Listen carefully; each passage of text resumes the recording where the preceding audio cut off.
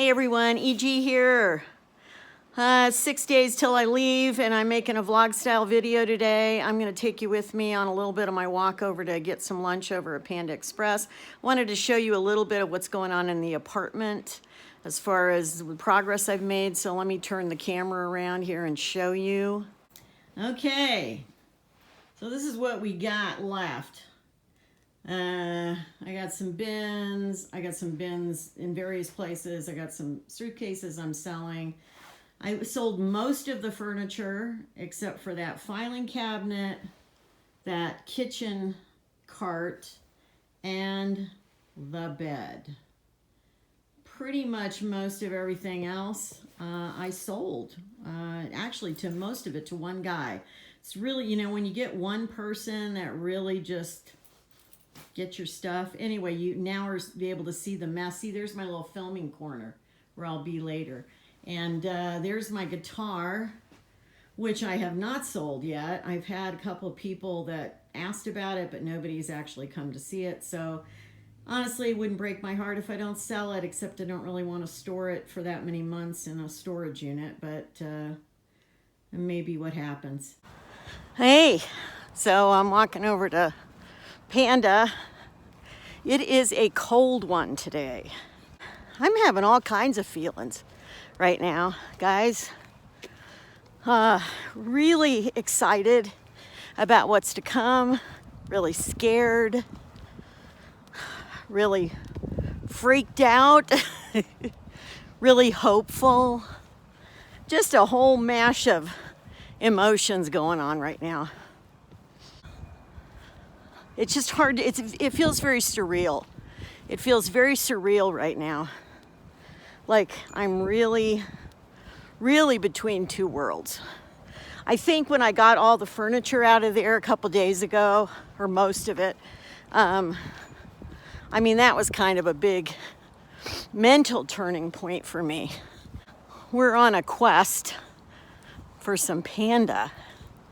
I'm gonna get some sesame chicken and I think just the white rice, but I get the teriyaki sauce to put on that. So try not to get any cars or things like that in my shot here.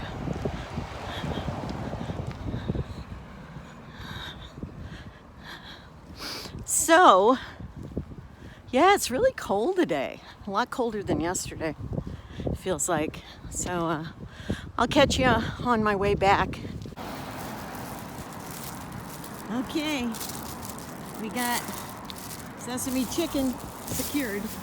Before my battery's totally dead, here's my lunch. It's just the white sticky rice with the sesame chicken and some teriyaki sauce. I have enough for some leftover tomorrow, so I'll pick up with you after I eat. Hey, so I wanted to show you, I got to pack away my microphone. I'm going to keep it, but I got to pack it away. So I'm going to do that here. Hopefully you can see some of this on camera. Put the cord in first here down at the bottom.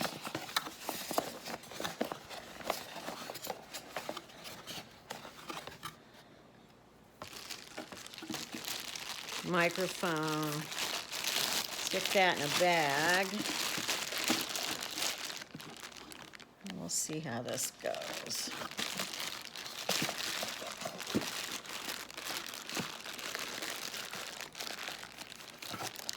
That looks good. You see that here? And then this goes on top. So at least that'll protect the microphone pretty well. I got to put it in my storage unit, but it's all boxed up, my little Yeti. And I'll get rid of this other bag. But anyway, that's good for the time being. So I'm just about ready to head out. Let me turn you around here to see me. Ugh. I'm just about ready to head out, and with my friend, we're going to take some stuff to Goodwill go down and sit at Starbucks. I don't think this phone is fully charged, this iPhone, so I don't think I'm gonna be able to film it. Hey, I'm back. I was out for a couple hours this afternoon. Basically, I got my walk in by walking over for lunch, but then we went to Starbucks and took a load of stuff to the Goodwill. I actually took 2 large brown trash bags of stuff and some extra stuff just to carry there. So what's happening now is some stuff that I thought I might be able to sell or whatever. At this point, I'm basically just having to donate. So it's happening. I'm getting there. I'm going to need every day this week. I'm filming this on Monday. You'll see it probably in 2 days.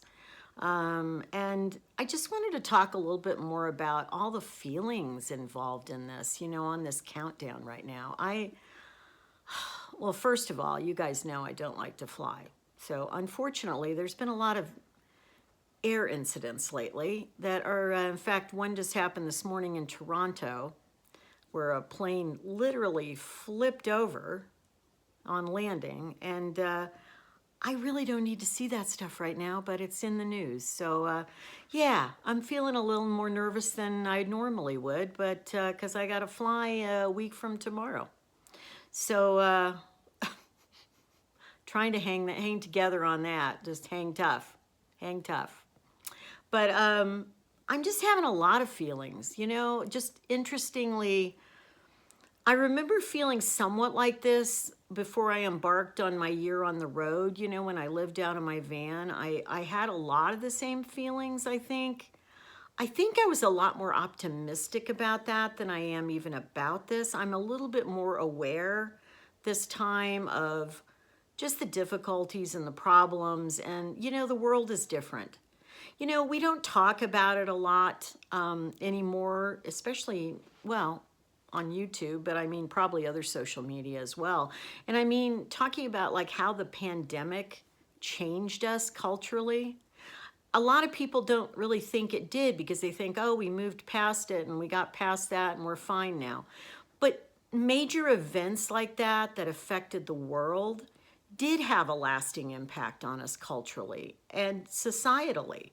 And I think that the way things are in the world today is also a reflection of, in other words, it might not be happening today if we hadn't gone through the pandemic, if that makes any sense.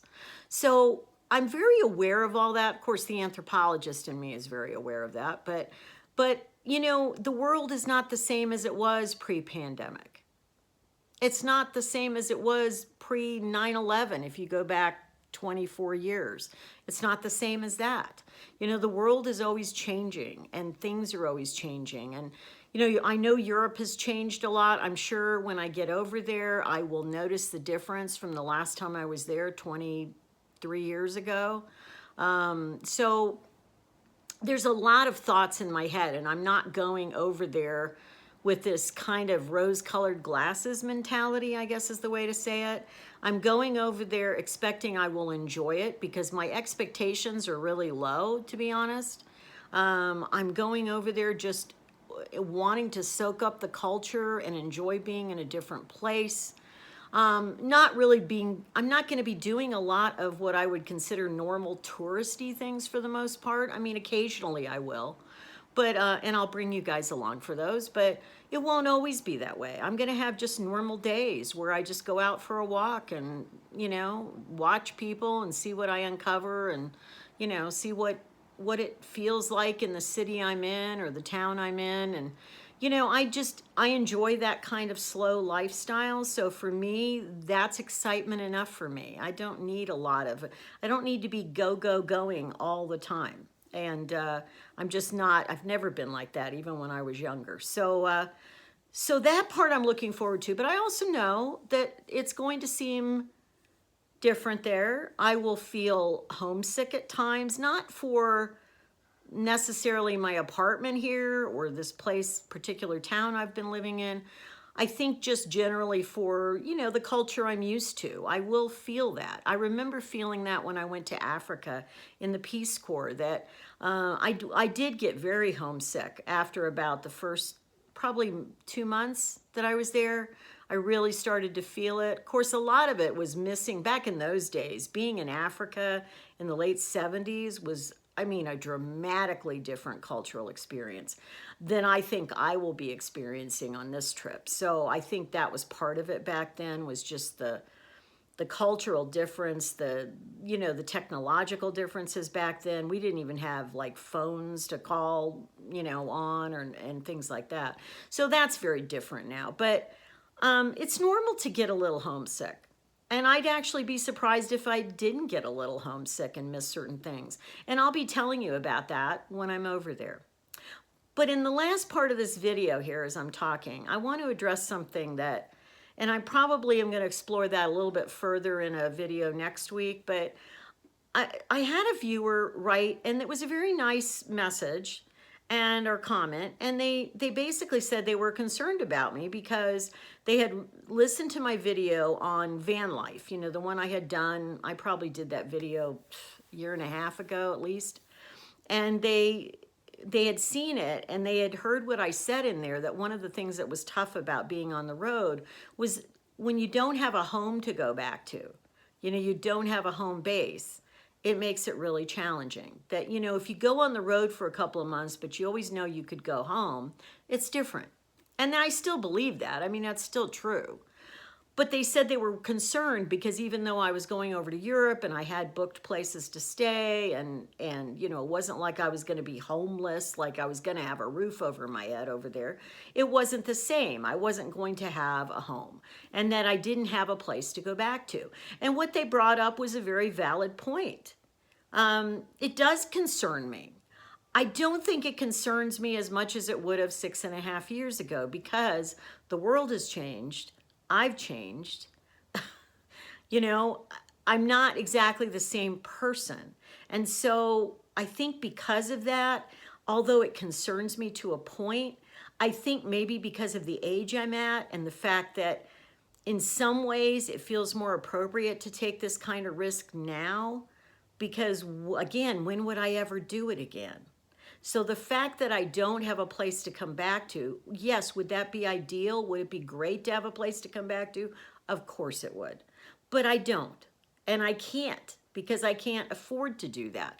I couldn't have kept this place I'm at right now and paid the rent on it and still afforded to do this trip. I don't have that kind of money to do that. So it is what it is, as the saying goes, and I'm going to make the best of that. And I appreciate their concern, and some of you may be concerned. Don't be overly concerned. I'm very aware of the challenge of this in some way, but I also know that I think things will look very different 7 or 8 months from now. I know when I come back, it's not like I totally don't have a possibility of some place to go. I have 2 apartments that I very well could get into within a month or so of getting back, month or 2 of getting back.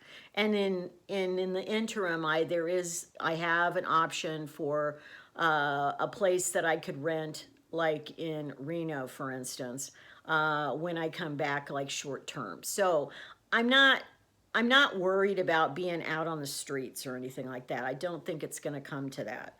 And I might end up back in a van and staying in a van for a while, just because cost effectively it would make the most sense. And again, I could do that if it wasn't going to be forever. So there is a lot of uncertainty, but you know what? I know. Are you sitting down? There's always uncertainty in life. There is no safety in life. There really isn't. It's all an illusion. I hate to break that to you. I know that may be depressing to some people. It's not really depressing to me. It's reality. There is really never any safety. And yet, on the other hand, there's always safety. Because the point is, if you know that your soul is eternal, that you're just going to, when it's your time to go, for instance, you're just changing form. You're just going to another dimension, basically.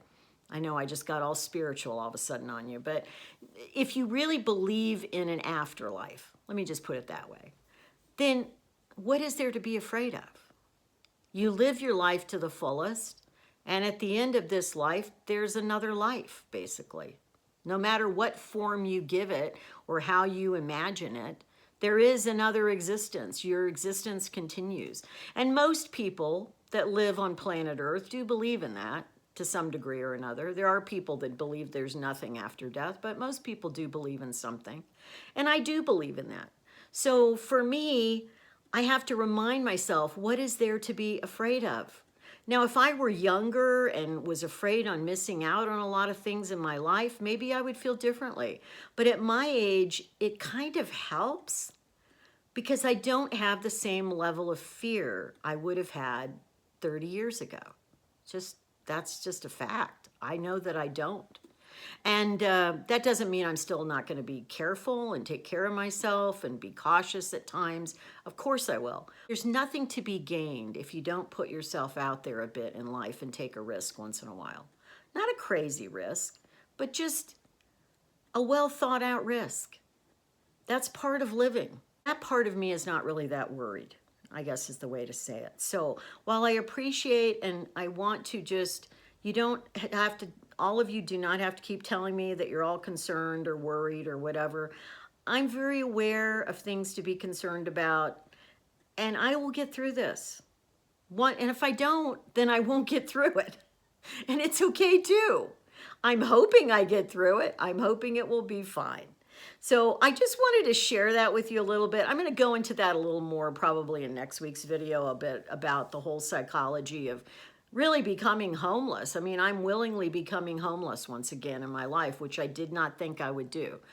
But I realize I'm doing it from a different perspective. So I'll share more on that in an upcoming video, but just know that today I'm going to get back to packing and I'm going to work on that. So let me show you. Let me just show you before I get off this. One of the things I'm going to have to do. So my big chore right now is, you see this little kitchen cart thing with the little, what kind of like fake butcher block, I guess, on it. I guess actually that is wood.